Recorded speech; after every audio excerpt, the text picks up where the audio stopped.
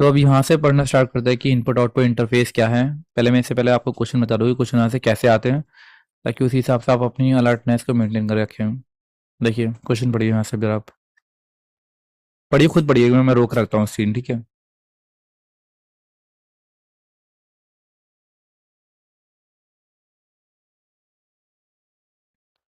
तो हमारे पास यहाँ पर जो क्वेश्चन है कि करेक्टरिस्टिक बताइए डीवीडी रोम के बारे में, एलसीडी मॉनिटर्स के बारे में, स्कैनर के बारे में।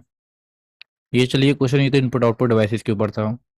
यहाँ से देखिए कि इनपुट आउटपुट इंटरफेस की रिक्वायरमेंट क्यों पड़ती है कंप्यूटर के अंदर। ये जो नीडेड वाला क्वेश्चन है ना, ये बहुत बार आया हुआ है।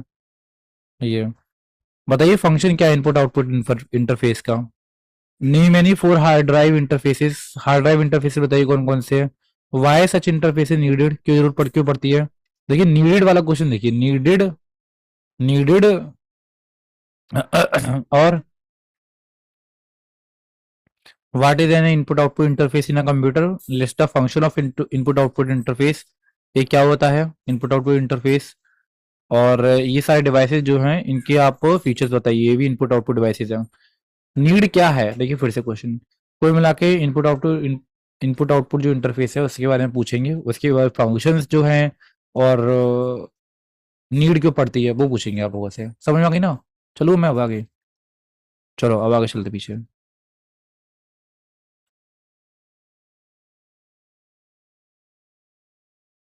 देखिए आप लोग देखिए इसकी डेफिनेशन क्या है, what is input output interface. मतलब इसकी मैं आपको 4 to 5 थिंग्स दिखाऊंगा, वो चीज़ आपको बिल्कुल रट लेनी है, मतलब पढ़कर समझकर चले जाओ और वो आपको लिख कर आनी है। इनपुट आउटपुट इंटरफेस क्या होता है, बेसिकली ये वो इंटरफेस है जिसकी वजह से एक्सटर्नल और इनपुट डिवाइसेस जो है वो प्रोसेसर से कनेक्ट हो पाते हैं। पढ़िए देखिए, input output interface provide a method. ये एक मेथड प्रोवाइड करता है for transferring information between internal storage and external devices. Peripheral connected to a computer need special communication link, है ना। स्पेशल कम्युनिकेशन लिंक चाहिए होता है इंटरेक्टिंग करने के लिए। The purpose of the link is to resolve a difference, और इस लिंक का जो बेसिकली रोल होता है वो डिफरेंस को रिजॉल्व करना होता है। समझ में आई बात ये वाली है। तो यहाँ से डिफरेंस देखिए, मैं किस बात को बताऊं तो मैं यहाँ पर ये पेरिफेरल और इलेक्ट्रोमैग्नेटिक और जो इलेक्ट्रोमैग्नेटिक डिवाइसेस होते हैं उनके ऑपरेशन डिफरेंट होते हैं। किसी में रजिस्टर्स होते हैं, किसी में रजिस्टर्स डिफरेंट टाइप के होते हैं। कोई रजिस्टर्स को यूज़ कर रहा होता है मेमोरी स्टोर करने के लिए, कोई यूज़ कर रहा होता है रजिस्टर्स को कैलकुलेशन और अरिथमेटिक परफॉर्म करने के लिए, कोई बिट ट्रांसफरेंस करने के लिए। किसी में सेल होते हैं जो हम अभी तक पढ़ते हुए आ रहे हैं उसी के बेसिस पे, ऑपरेशन और डिफरेंट ऑपरेशंस के बेसिस पे। जो डेटा ट्रांसफर रेट होता है वो सिल्वर होता है ना। और एक सिंक्रोनाइजिंग मैकेनिज्म की ज़रूरत पड़ती है ताकि हमारा जो कम्युनिकेशन है वो मेंटेन रह सके। डेटा कोड्स और फॉर्मेट जो होते हैं वो डिफर होते हैं वर्ड फॉर्मेट से सीपीयू के अंदर।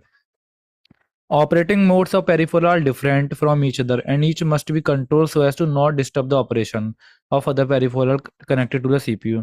जो ऑपरेटिंग मोड्स होते हैं ना वो भी डिफरेंट होते हैं एक दूसरे के, वो भी डिस्टर्ब नहीं करते हैं ऑपरेशन। तो लाइक आप लोगों को जो डिफरेंस है वो समझ में आ गया होगा आप लोगों को कि डिफरेंस हमारे पास काफ़ी सारे थिंग्स का होता है।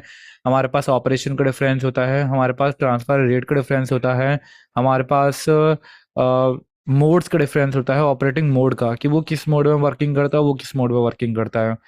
अब यहाँ देखिए फंक्शन, ये इंपॉर्टेंट है आप लोगों को ये वाली बात ध्यान रखना है, क्योंकि जो मैंने अभी क्वेश्चन आंसर दिखाए थे आप लोगों को उसमें फंक्शन क्या है इनपुट आउटपुट इंटरफेस का वो इस बात बात हो रही है यहाँ पर। ये in input output interface is bridge between the input, एक मिनट।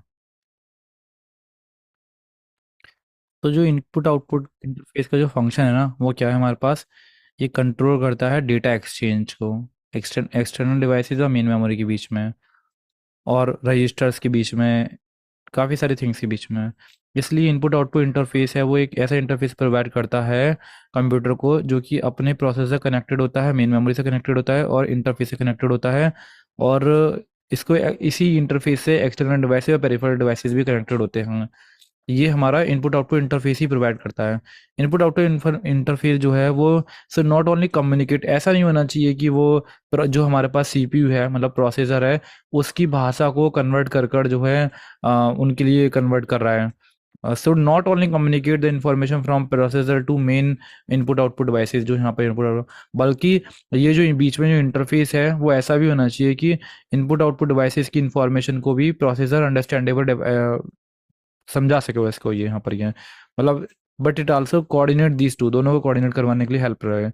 और अगर बात करें तो सिंस जरा इन यहाँ पे स्पीड डिफरेंसेस भी होता है, क्योंकि सीपीयू के जो अंदर रजिस्टर्स हैं और ट्रांजिस्टर्स हैं वो काफ़ी फास्ट मूव ऑन करते हैं as compare to input output devices की जो प्रोग्रामिंग होती है। तो इनपुट आउटपुट यहाँ पे 110 नहीं बेसिकली है।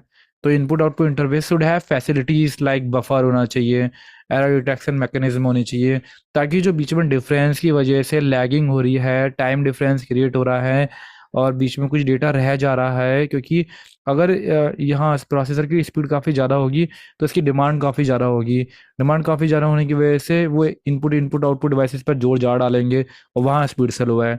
तो अगर कुछ एक डेटा बिट जा रही है और डिमांड तेज हुई तो वो डेटा बिट स्लो जाते जाते हो सकता है कि ओवरराइट हो जाए या फिर मिसप्लेस्ड हो जाए, कुछ भी टाइप की डिफरेंट टाइप की प्रॉब्लम क्रिएट हो सकती है बीच में। तो यहाँ पर हमारे पास बफर के पास में हमारे पास बफर सिस्टम होना चाहिए, ताकि वो कुछ पल के लिए नहीं है डेटा बिट्स को स्टोर करके रख सके, ताकि कहीं मिसप्लेस हो जाए तो एरर चेकिंग मैकेनिज्म हम उसको रिप्लेस करके या उसको रीजनरेट कर सकते हैं। ठीक है, समझ में आई आप लोगों को बात? चलिए आगे चलते हैं हम।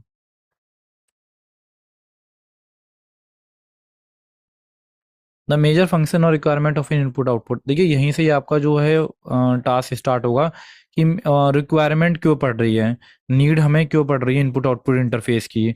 तो इनपुट आउटपुट इंटरफेस की नीड इसलिए पड़ रही है, आप ही जरा बताइए। देखिए अगर मैं अभी यहाँ पे इसको मत पढ़िएगा, ठीक है, आप लोग यहाँ देखिए, ये आपका है सीपीयू, ये है आपका प्रोसेस वो इनपुट आउटपुट इंटरफेस, जो बीच में हमारे पास लाइन जा रही है हमारे पास ये, सॉरी एक मिनट को, इनपुट और ये इनपुट आउटपुट डिवाइसेस क्यों जरूरत पड़ रही है इसकी, बताइए हमारे पास ये। हमारे को नीड इसलिए पड़ रही है because the the speed of input output is different from the processor, so as to make the suitable connection between them, maintain the speed communication interface is required। ठीक है, और सीपीयू से सीपीयू के processor से communicate करना, it is not easy because CPU contain different type of registers and different type of operations, so there should be some mediator between them, that's why we require input output interface। or CPU also can't control input output devices because the command of the CPU is not understandable by the input output, so there should be a mediator। अब पढ़ते हैं इसको। जो input output इंटरफेसर है वो able होना चाहिए control and timing signal, क्योंकि मैंने बताया ना कि स्पीड की वजह से टाइमिंग डिफरेंस बहुत जल्दी क्रिएट हो जाएगा। It should communicate with the processor, it should also communicate with the input output devices, मतलब बोथ वे होना चाहिए। It should have a provision for data buffering and error detection mechanism और buffering. अब देखो, अब बार बार वही चीज रिपीट हो क्या आ रही है ना, अब आपके माइंड में पूरा सिस्टम जा चुका होगा, अब आप अपने पास से आंसर इसका दे सकते हो। बताइए समझ में आती है आप लोगों को बात ये? और एक बार आप जरा कुछ इसको पढ़िएगा, अब आप इसके आंसर दे पाएंगे। ठीक है, चलिए अब मैं अब आगे चलता हूँ।